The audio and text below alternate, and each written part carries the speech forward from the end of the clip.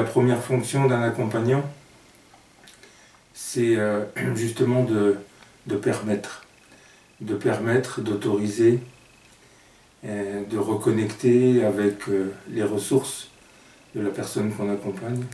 C'est vraiment pour moi les bases fondamentales. D'abord écouter, encore une fois permettre, autoriser, comprendre, et puis aimer.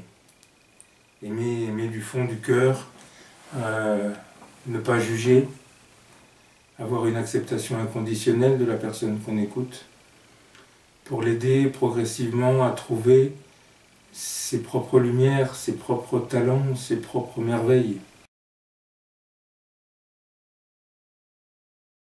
Pour moi, la notion de positionnement, elle est fondamentale.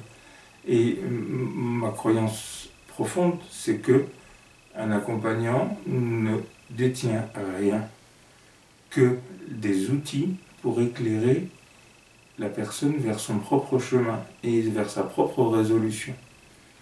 Il y a une phrase qui me tient très fortement à cœur, c'est « je ne rencontre que des merveilles ».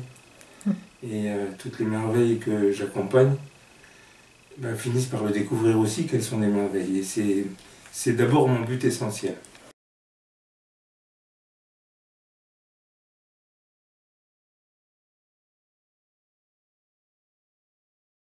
Je dirais que les personnages intérieurs sont les porteurs de nos croyances profondes sur nous-mêmes. Il faut savoir que ces parties de nous, en fait, ce sont généralement se manifestent par des états ou des émotions, et que la première tendance que l'on a naturellement à faire avec eux, c'est de les repousser. Et mon idée, c'est de leur dire oui et de les écouter pour les aider à se transformer.